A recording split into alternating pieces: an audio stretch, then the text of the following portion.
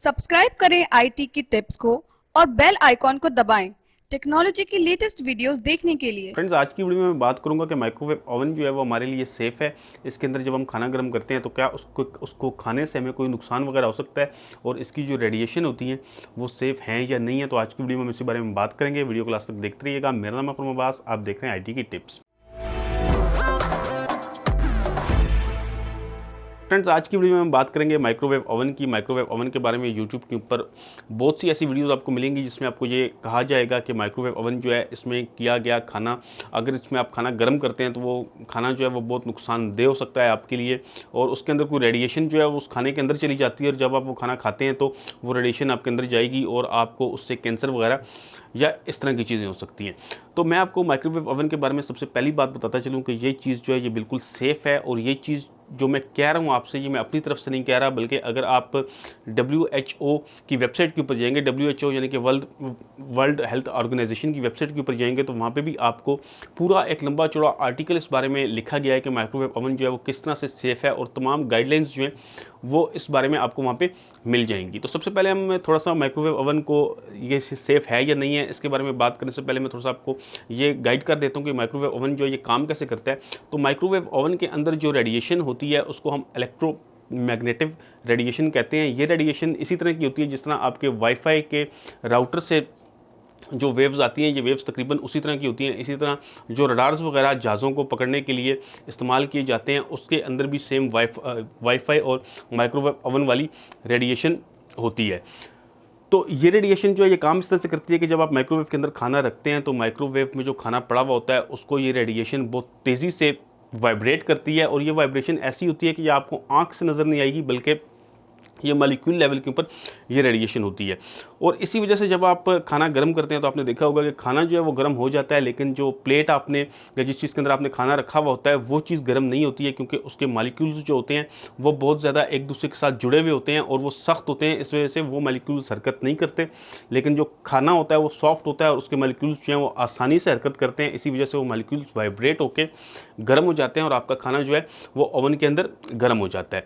अब जहाँ तक इस रेडिएशन के नुकसानदेह होने या ना होने की बात है, तो मैं इस पे पहले भी एक वीडियो बना चुका हूँ कि ये जो रेडिएशन होती है जो माइक्रोवेव ओवन के अंदर होती है, या हमारे वाईफाई राउटर के अंदर है, या मोबाइल फ़ोन की जो रेडिएशन है, इन तमाम रेडिएशंस को नॉन आयोनाइजिंग रेडिएशन कहा जाता है।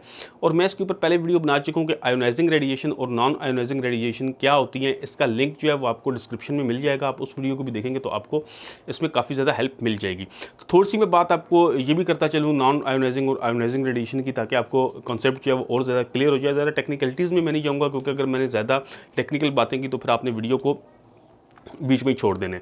तो नॉन आयोनाइजिंग रेडिएशन जो होती है ये मैं आपको बता रहा हूँ कि ये सिर्फ हमारे जो वाईफाई राउटर्स और जो चीज़ें हम आम तौर पे इस्तेमाल करते हैं उनके अंदर में मिलती है। जैसे आपके ब्लूटूथ की हैंड फ्रीज हैं, आपका राउटर है, आप मोबाइल फ़ोन है, इस तरह की जितनी भी चीज़ें होती हैं इनके अंदर नॉन आयोनाइजिंग रेडिएशन होती है। और आयोनाइजिंग रेडिएशन जो होती है ये रेडिएशन हमें हर जगह पे नहीं मिलती, बल्कि ये मखसूस जगहों पे होती है। जैसे कि हॉस्पिटल के अंदर जो एक्सरे मशीन्स होती हैं उनके अंदर जो रेडिएशन होती है वो आयोनाइजिंग रेडिएशन होती है। एटॉमिक प्लांट्स के अंदर जो रेडिएशन होती है ये आयोनाइजिंग रेडिएशन होती है, और इस रेडिएशन से हमें नुकसान हो सकता है। लेकिन जो दूसरी तरफ नॉन आयोनाइजिंग रेडिएशन है इससे हमें किसी किस्म का नुकसान नहीं हो सकता, बल्कि ये मैं आपको बता रहा हूँ कि जो हमारे जो माइक्रोवेव ओवन वगैरह और इस तरह की चीज़ें हैं इनके अंदर जो भी रेडिएशन होती है वो नॉन आयोनाइजिंग रेडिएशन होती है। अब कई लोग ये भी बात करते हैं कि ये जो माइक्रोवेव की रेडिएशन होती है ये खाने के अंदर चली जाती है, और जब कोई शख्स खाना खाता है तो वो रेडिएशन उसके अंदर चली जाती है, उसके जिस्म में चली जाती है। तो अभी ये तो नॉन आयोनाइजिंग रेडिएशन है। अगर हम आयोनाइजिंग रेडिएशन की बात भी करें तो वो रेडिएशन भी आपके किसी को ट्रांसफ़र नहीं हो सकती है। मिसाल के तौर पे अगर कोई शख्स एक्सरे करा के आता है तो ऐसा कभी तो नहीं हुआ कि कोई शख्स एक्सरे करा के आया और उसने आके किसी दूसरे शख्स से हाथ में लाया तो वो रेडिएशन जो है वो उस शख्स के अंदर ट्रांसफ़र होगी। ऐसी चीज़ बिल्कुल इम्पॉसिबल है। तो माइक्रोवेव ओवन में भी बिल्कुल इसी तरह ही है कि जब आप खाना गर्म कर लेते हैं उसमें तो रेडिएशन जो है वो वहीं पर ख़त्म हो जाती है। अब यहाँ पर हम बात करते हैं कि माइक्रोवेव ओवन की जो रेडिएशन है वो खाना कैसे गर्म करती है, जबकि हमारा वाईफाई जो होता है इससे किसी भी किस्म की हीट जो है वो प्रोड्यूस नहीं होती। मिसाल के तौर पे अभी मैं वाईफाई के साथ बैठा हुआ हूँ तो यहाँ पे मुझे किसी किस्म की हीट वाईफाई से महसूस नहीं हो रही है। तो उसकी वजह जो है वो ये है कि माइक्रोवेव के अंदर जो पावर होती है वो बहुत तेज़ पावर दी जाती है उसको, यानी कि माइक्रोवेव को 500 वाट से 1000 वाट तक की पावर दी जाती है, जबकि उसके मुकाबले में वाईफाई की जो पावर है वो बहुत कम होती है। तो इसकी जो सिग्नल्स होते हैं वो बहुत वीक होते हैं। इस वजह से इसमें हीट पैदा नहीं होती है। लेकिन जो माइक्रोवेव होती है, एक तो उसके अंदर मखसूस जगह के ऊपर, यानी कि जिस जगह पे आपने खाना रखा है, तमाम जो वेव्स हैं वो उसी जगह के ऊपर जा रही होती हैं, वो इधर उधर फैलती नहीं है। और उसकी जो जगह होती है माइक्रोवेव की, यानी कि एक बॉक्स होता है छोटा सा, उसके अंदर ही होती है। जब अगर हम वाईफाई की बात करें तो ये इसका जो एंटीना होता है ये वेव्स को चारों तरफ फैला रहा होता है और इसका दायरा भी बहुत बड़ा होता है, यानी कि ये पूरे रूम से भी बाहर इसकी वेव्स जा रही होती हैं। इसी वजह से एक इसकी पावर कम होती है और दूसरा इसका जो दायरा होता है वो बहुत ज़्यादा होता है। इसी वजह से वाईफाई की जो सिग्नल्स होते हैं इनसे हीट पैदा नहीं होती है। लेकिन जब इन सिग्नल्स को बहुत पावर दी जाए और एक छोटे बॉक्स के अंदर इनको बंद कर दिया जाए तो वो यकीनी तौर पे वो पावर बहुत ज़्यादा होगी और वो वहाँ पे हीट पैदा करेंगे।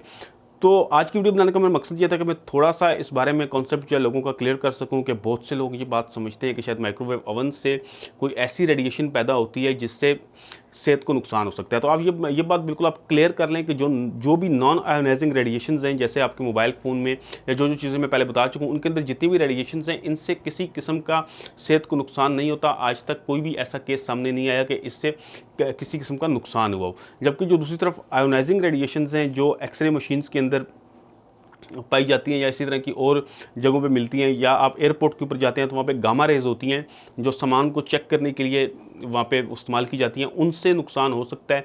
वो रेडिएशन जो है वो कैंसर का सबब बन सकती है, इसी तरह की और से कॉम्प्लिकेशंस पैदा हो सकती हैं। लेकिन जो नॉन आयोनाइजिंग रेडिएशन है इनसे आपको किसी किस्म का नुकसान नहीं होगा। तो दोस्तों उम्मीद करता हूँ कि मेरी आज की वीडियो आपको पसंद आई होगी। अगर आपको मेरी ये वीडियो पसंद आई है तो आप इसको अपने दोस्तों के साथ शेयर कीजिए ताकि उनको भी इस तरह की इन्फॉर्मेशन मिल सके। अगर आप टेक्नोलॉजी के हवाले से मजीद वीडियोस देखना चाहते हैं तो आप मेरे चैनल IT के टिप्स को सब्सक्राइब कर सकते हैं। साथ में बेल आइकन का बटन लाजमी दबाइएगा। वीडियो देखने का बहुत शुक्रिया। अल्लाह हाफिज़।